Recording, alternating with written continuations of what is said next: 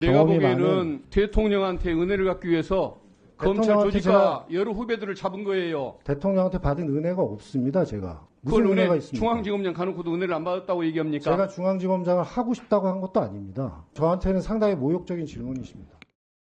보통은 국감을 앞두고는 이런 민감한 사건을 절대 처리하지 않던 것이 검찰의 관행입니다.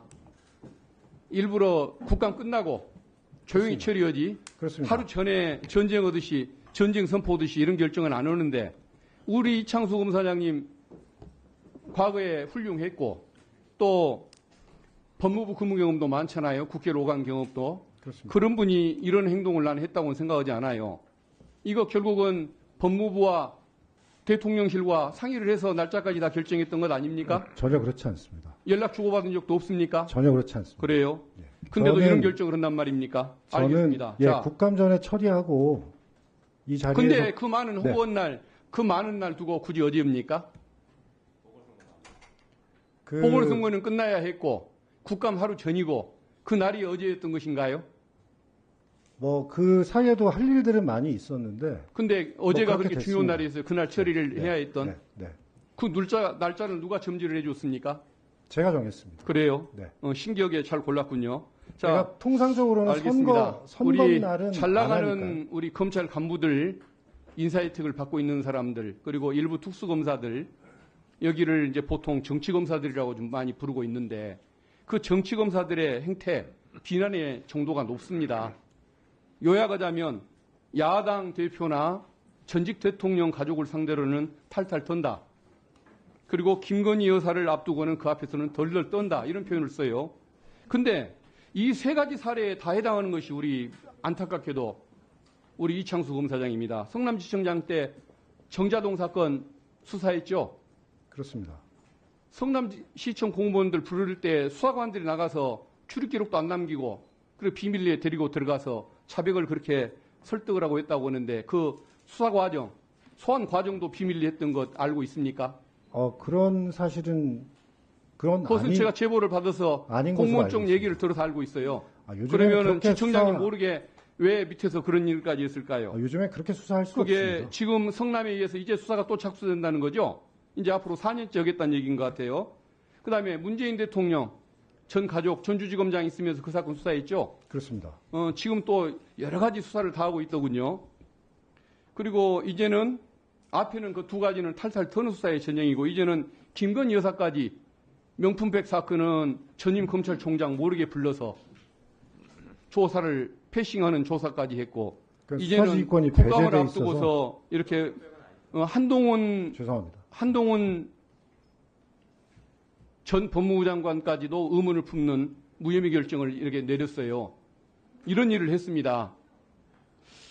이건 내가 보기에는 검찰의 문을 닫을 수도 있는 사건입니다. 이것 때문에. 검찰이 문을 닫는다고 한다면 우리 이창수 검사장이 거기에 끼치는 공적이 매우 큰 것이라고 보여지는데 일선의 검사들, 후배들, 수사관들, 실무관들한테 미안한 생각 안 듭니까? 그런 우려에서 저에게 많은 분들이 이 사건을 기소하는 게 너한테 훨씬 좋다라는 말씀들을 많이 하셨습니다. 근데 심지어 못했던 이유는 뭐 대통령에 그런데 대한 은혜가 깁니까? 아닙니다. 결국은 검사는 기록을 보고 증거와 법리에 따라 판단할 수밖에 없고 제가 수사팀과 계속 회의를 한 아까 결과 내가 보여줬던 화면을 보고도 그런 얘기가 나옵니까? 지금 보여주신 거는 그 신한 저게 알았다는 증거인데 전혀 그렇지 않습니다. 저걸 무시를 해요? 저 부분은 증거로 부족합니다. 부족해요? 지금 어떻게 김건희 여사에 대한 증거 판단법만 그렇게 다릅니까? 아니요. 신한투자증권의 저 직원의 녹취는 저 부분은 그 김건희 여사가 직접 주식 투자한 부분입니다. 아니 저 카톡까지 있잖아요. 지금 기소된 부분은 말씀 나오는 저렇게 그러니까 논의를 했던 사안인데 저거는 증권 저것을 어떻게 지점장 모르는 관계일 수가 있다고 주장하냐 이 말이죠. 증권 지점장하고 알겠습니다. 상의하면서 하는 겁니다. 자, 저거는. 질문하겠습니다. 그러면서도 일선의 후배들 조직을 그렇게 공경에 처하고서도 계속 공직에 남아있을 생각을 가지고 있습니까? 그래서 저는 여하튼 지금 이런 여러 가지 그 안 좋은 상황에서 제가 이 사건을 결국은 증거와 법리에 따라서 처리를 했는데 제가 아무리 정치적으로 어떤 요구를 받는다고 해서 그렇다고 해서 그거를 기소한다거나 알겠습니다. 처리를 미룬다거나 이게 더 네. 정치검사라고 생각했습니다. 한 가지 공개하고 싶은 사항이 하나 더 있어요. 네, 말씀하십시오. 이것은 내가 보기에는 자무자파란 말 알죠? 자기 무덤 자기가 판단 말이죠. 그러면은 혼자 묻혀도 될 일인데 같이 순장당할 사람이 필요해서 저 죄 없는 후배들을 끌고 와서 레드팀 만들어서 토론에 참여시켜가지고 같은 죄인을 만듭니까? 나중에 저 참모들은 어떻게 합니까? 후배들은 제가 책임을 나누려는 생각은 전혀 없습니다. 같이 순장당하게 생겼는데 그 말을 해요? 모든 것은 제 책임하에 진행된 일이고요.